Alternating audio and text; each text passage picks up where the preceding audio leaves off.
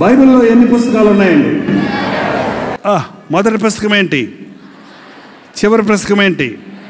మధ్య పుస్తకం ఏంటి? తగ్గిపోయింది. కీర్తనలు. పాత నిబంధనలు ఎన్ని ఉన్నాయి? కొత్త నిబంధనలు ఎన్ని ఉన్నాయి? వావ్, వండర్ఫుల్ అండి. బైబిలే కాకుండా బైబిల్ గురించి కూడా మీరు తెలుసుకున్నారు. మరి ఎవరైనా ఇక్కడ 66 పుస్తకాలు వరుసని చెప్పేయగలరా? చిన్నప్పుడు చెప్పామండి, ఇప్పుడు మర్చిపోయామండి అంటారు. చిన్నపిల్లలకు నేర్పించండి 66 గ్రంథాలు. వారు ఏకదాటిగా చెప్తున్నారు. మొన్న ఒక అబ్బాయి ఒక 5 సంవత్సరాల వయసు ఉంటుంది అంతే, 66 పుస్తకాల గురించి గొప్ప తిప్పుకోకుండా ఆది కాండం నుంచి ప్రకటన గ్రంథం వరకు చెప్పి ముగించారు.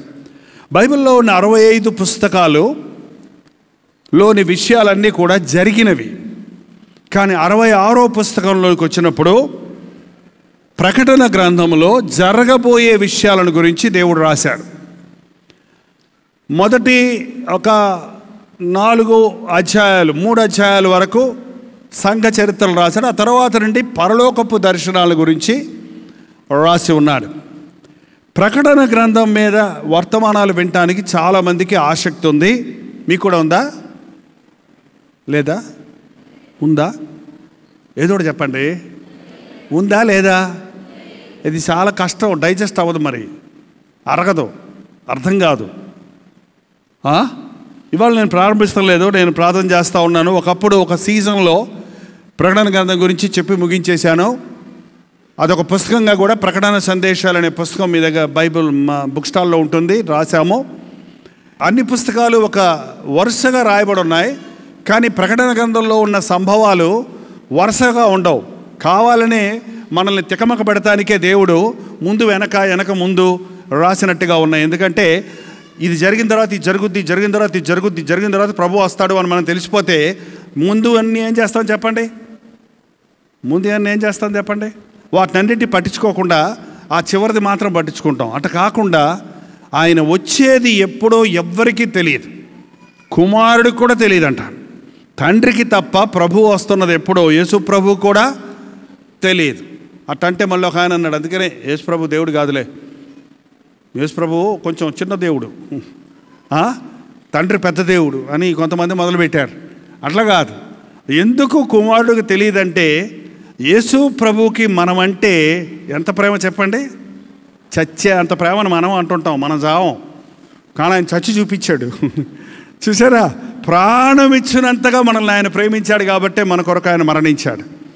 ఆయన వచ్చే రోజు ఆయనకు తెలిస్తే ఏ ఒక్కడు నశించడానికి ఇష్టం లేదన్నాడు కాబట్టి ఆయన ఏం చేస్తాడు చెప్పండి?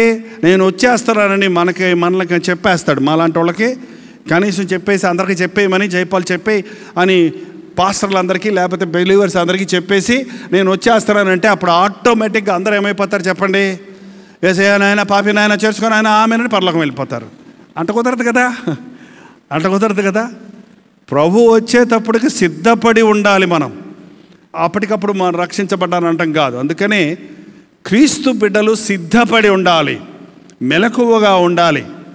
అనుకోనని గడియలో, అది అర్ధరాత్రో తెల్లవారుజామో మిట్ట మధ్యాహ్నమో అర్ధరాత్రో ఎవరికి తెలియదు, దొంగ వచ్చినట్లుగా నేను వస్తానని ప్రభు చెప్పాడు.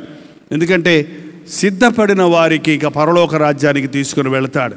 మీకు తెలుసా అండి, పరలోకం వెళ్ళిన తర్వాత ఎటువంటి శిక్ష మనకి ఇక లేదు, ఎటువంటి పశ్చాత్తాపడవలసిన అవసరం మనకి ఇక లేదు.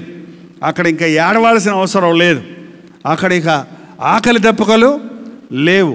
అక్కడ మళ్ళీ మనకి శ్రమలు, వ్యాధులు, బాధలు ఇలాంటివి ఏమీ లేవు. కాబట్టి ఈ లోకంలో ఉన్నప్పుడే మనం వాటిని పొందుతున్నాం. కొన్నిసార్లు విశ్వాసుల్ని పరిశుద్ధపరచడానికి దేవుడు శ్రమలు అనే కొలిమిలో వేసి మంచి సువర్ణంలాగా మనల్ని బయటికి తీసుకుని వస్తాడు. కాబట్టి విశ్వాసులకు శ్రమలు వచ్చినప్పుడు మీరు దిగులు పడకూడదు. విశ్వాసులుగా ఉన్నప్పుడు మీరు శ్రమలు, ప్రభువుని నమ్ముకుంటే మాకెందుకు వచ్చింది ఈ శ్రమ, ప్రభువుని నమ్ముకోని వాళ్ళే బాగున్నారు కదా అని అనుకుంటుంటాం కదండి. అప్పుడప్పుడు మనం తాగినోడేమో 100 ఏళ్ళు బతుకుతాడు, ఏసయ్య అన్నోడేమో 50 ఏళ్ళు చచ్చిపోతాడు. చూసిన వాళ్ళు ఏమంటారు? వాడు చూడరా హాయిగా ఉన్నాడు, నువ్వు దేవుడే అన్నావు, నువ్వు జబ్బు చేసింది నీకు, నువ్వు చచ్చిపోయావు అంటుంటారు. కానీ దుర్మార్గుల కంటే దీర్ఘాయుషు అంట. ఎందుకో తెలుసా? వాడు చచ్చిపోతే ఎక్కడికి పోతాడు? నరకానికి పోతాడని. మారు మనసు పొందాలని దేవుడు వాడికి దీర్ఘాయుషు ఇస్తున్నాడు. నువ్వు మారు మనసు పొంది రెడీగా ఉన్నావు కాబట్టి తొందరగా నిన్ను ప్రభు అసలు 50 ఏళ్ళ దాకా ఎందుకు ఆగాలి మనం? నాకు అనిపిస్తుంది మారు మనసు పొందినోళ్ళు పొందినట్టే పరలోకం వెళ్ళిపోతే ఇంక మళ్ళీ శోధనలు, శ్రమలు, పోరాటాలు ఉండవు కదా. పొందినోళ్ళు పొందినట్టే తీసుకెళ్ళిపోవచ్చు కదా. మళ్ళీ ఇక్కడెందుకు పెడతాడు మనల్ని దేవుడు? చెప్పండి.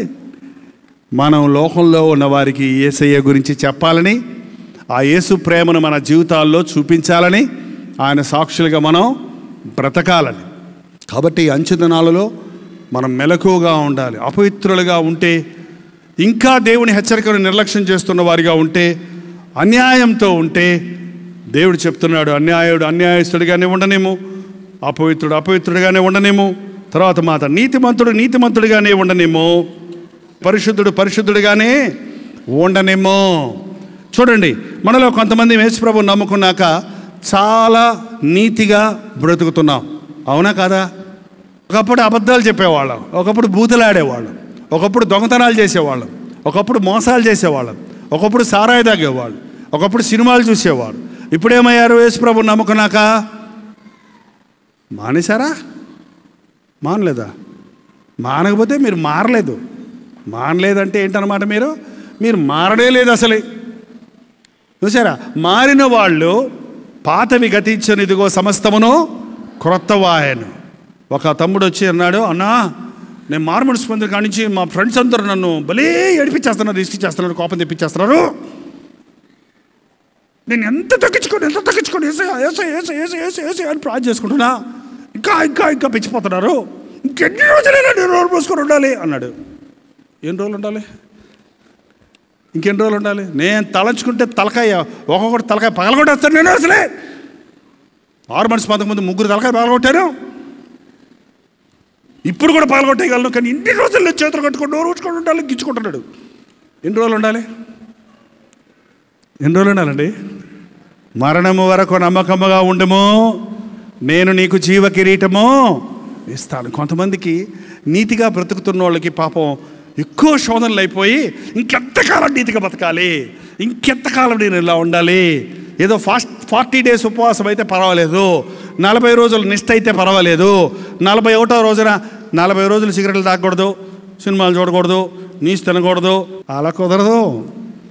అలాగ 40 రోజులు కాదు, 40 సంవత్సరాలు కాదు, మరణము వరకు నమ్మకంగా. పరిశుద్ధుడు పరిశుద్ధుడిగానే ఉండు, నీతిమంతుడు నీతిమంతుడిగానే ఉండు. నా కోసం హింసను భరించు, నా కోసం శ్రమను భరించు, నా కోసం ఈ ఆకర్షణలు లొంగకుండా నా చేత ఆకర్షించబడు అని ప్రభు చెప్తూ ఉన్నాడు. ఇంకెన్ని రోజులు సినిమా చూడకుండా ఉండాలి? ఇంకెన్ని రోజులు నేను ఇల్లు అబద్ధాలు చెప్పి మోసాలు చేసి డబ్బులు సంపాదించుకోకుండా ఉండాలి అని అనేకులు విశ్వాసులు ఈ రోజున దిగజారిపోతున్నారండి. కానీ బైబిల్ చెప్తుంది, నేను వచ్చేస్తున్నా, నా కోసం నీవు నమ్మకంగా ఉండు. ఒకవేళ ఎవరైనా అడగొచ్చు, ఏమంటే యేసు ప్రభు కోసం నేను నమ్మకంగా ఉండటం వలన, నాకు వచ్చే లంచాలు తీసుకోకుండా ఉండడం మూలాన, నేను అన్యాయమైన సర్టిఫికెట్లు పెట్టి ప్రభుత్వ వారు ఇచ్చే రాయితీలు తీసుకోకుండా ఉండడం వలన, నేను క్రైస్తవులను ఒప్పుకుంటే మన దేశంలో రిజర్వేషన్స్ ఉండవంట, స్కాలర్షిప్స్ ఉండవంట.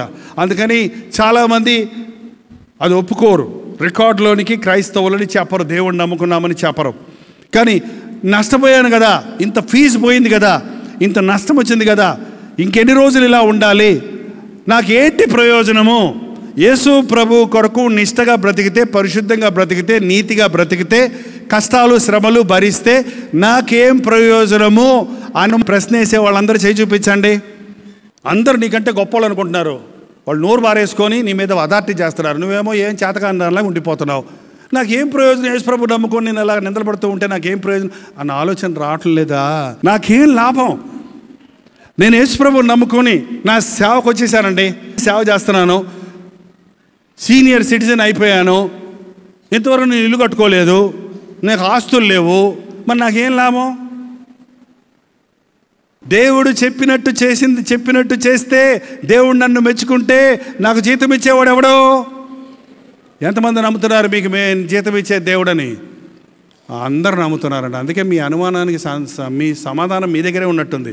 కాబట్టి తర్వాత చదవండి వచనంలో, పరిశుద్ధుడు పరిశుద్ధుడిగానే ఉండనేమో, ఇదిగో నేను త్వరగా వచ్చుచున్నాను. వాని వాని క్రియ చొప్పున ప్రతి వానికిచ్చుటకు నేను సిద్ధపరిచిన జీతము నా యొద్ద ఉన్నది. అది లాభం మనకి. ఇదిగో నేను వస్తున్నా. వాని వాని క్రియ చొప్పున ప్రతి వానికిచ్చుటకు. ఎవరిది వాళ్ళకే, ఇక్కడ అమ్మది అమ్మకే, నాన్నది నాన్నకే, భార్యది భార్యకే, భర్తది భర్తకే, ఎవరిది వాళ్ళకే. కొంతమంది మన దేశంలో అంటారు, మీరు ఏంటంటే ప్రార్థనకు రారంటే, మా ఆవిడ బాగా ప్రార్థన చేస్తాడు అన్నాడు ఒక ఆయన. మీ ఆవిడ బాగా ప్రార్థన చేస్తాడు, మీరు రారేంటండి? ఆమె నా కోసం కూడా ప్రార్థన చేస్తండి. యేసు ప్రభు మంచి దేవుడేనండి, మరి చర్చికి రండి. చాలా పనులు ఉన్నాయండి. మరి రేపు యేసు ప్రభు వస్తే ఎలాగండి? చెప్పాను కదండి, మా ఆవిడ బాగా ప్రార్థన చేస్తే తప్పకుండా ప్రభు వచ్చినప్పుడు మా ఆవిడ ఎత్తపడద్ది, నాకు తెలుసది. మరి మీ సంగతి ఏంటండి? ఆమె ఎత్తపడుతున్నప్పుడు కొంగు పట్టుకుంటాను, నేను కూడా వెళ్ళిపోతాను అన్నాడు. అట్ట కుదరదు. ఏంటండి? దేవుడిచ్చే జీతం ప్రతిఫలం ఎవరికి వారికే కానీ భార్యది భర్తకో భర్తది భార్యకో రాదు. పరలోకంలో దేవుడు జీతం ఇచ్చినప్పుడు మా భర్తకు జీతం ఇస్తాడులే, మా నాన్నకు జీతం ఇస్తాడులే అంటే కుదరదు. నాన్నకు జీతం వస్తే మనం తింటున్నాం ఇంట్లో కూర్చొని కదా. కానీ రేపు దేవుడిచ్చే జీతం వాని వాని క్రియ చొప్పున ప్రతి వానికిచ్చు జీతము సిద్ధపరచబడి ఉన్నది. అలాగేనట దేవుడు మనకి మన జీవిత దినములలో ఆయన కొరకు చేసిన వాటన్నిటిని బట్టి, మన జీవితంలో మనం ప్రవర్తించిన విధానాన్ని బట్టి మనకు జీతాన్ని సిద్ధపరుస్తున్నాడట. ఈ జీతం ఈ రూపాయలతోటో డాలర్లతోటో పోల్చే జీతం కాదు. జీతం అంటే వేజెస్, అంటే ప్రతిఫలం. ఒకరోజు పేతురు వచ్చి అడిగాడు, ప్రభా నీ నిమిత్తం మేము సమస్తం విడిచిపెట్టి వచ్చాం కదా, మాకేం లాభం అని అడిగాడు. నా నిమిత్తం ఎవడైనా తన తల్లిదండ్రులైనా అక్కచెల్లెలైనా అన్నదమ్ములైనా తన ఇంటినైనా తన పొలములైనా విడిచిపెడితే ఇప్పుడు ఇహమందు పరలోకమందు 100 ఫలము పొందుతారు అని ప్రభు చెప్పాడు. ఈ రోజున ఏదైనా దేవుని కోసం నువ్వు వదులుకుంటుంటే, ఏదైనా నువ్వు శ్రమ పడితే, అబ్రహాము కుడి పార్శ్వాన కూర్చునే భాగ్యం ఇచ్చాడు లాజర్కి. నా నిమిత్తము ఎవరైనా సరే ఏ విధమైన శ్రమను పొందినా, ఏ విధమైన నష్టాన్ని కలిగినా వాటికి 100 ప్రతిఫలం ప్రభు ఇస్తానంటున్నాడు. ఆ నమ్మకంతో మాలాంటి సేవకులు సేవ చేయాలండి. ఆ నమ్మకంతో మీలాంటి విశ్వాసులు యేసు ప్రభువుని సేవించాలి. అంతేగాని ఏ లాభమో మీటింగ్కి వెళ్తే అని అనకండి. నేను సిద్ధపరిచిన జీతం నా దగ్గర సిద్ధంగా ఉంది. ఇదిగో నేను త్వరగా, యేసు ప్రభు త్వరలో వచ్చేస్తున్నాడు.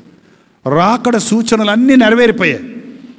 ఆరోగ్యం పాడైపోతుంది, వాతావరణం పాడైపోతుంది, ఇవన్నీ ప్రభువు ముందే చెప్పాడు. కరువు అధికమైపోతుంది, యుద్ధాలు, విపత్తులు. 13 నగరాలలో మనుషునికి పీల్చుకోవడానికి మంచి గాలి లేదంట. ముక్కులకు గొడ్లు కట్టుకొనే తిరుగుతున్నారంట. లేకపోతే ఆక్సిజన్ బాటిల్ కొనుక్కోనంట, వెనకాల తేలించుకొని ముక్కులకు పెట్టుకుంటారంట. వాటర్ బాటిల్ కొనుక్కుంటున్నాం ఇప్పుడు, రేపు మనకు అవుతుంది. గాలి బాటిల్ కూడా కొనుక్కొని ముక్కు పెట్టుకొని బతకాలంట. దేవుడు ఉచితంగా ఇచ్చిన గాలిని ఫ్యాక్టరీలు పెట్టి పాడు చేసి, దేవుడు ఉచితంగా ఇచ్చిన నీటిని ఆ కల్మషమైన కెమికల్స్ వాటర్ అంతా కలిపేసి చెట్లన్నీ కొట్టేసి ఆ చెట్లు వచ్చేటువంటి వాతావరణం, చల్లటి వాతావరణం పాడు చేసుకొని ఇదంతా చేస్తుంది. ఎందుకంటే ఈ రోజున మనుష్యుడు విపరీతంగా తయారయ్యాడు, దేవుణ్ణి మర్చిపోయాడు. ఇవన్నీ ఆయన రాకడకు, ఈ లోకాంతానికి.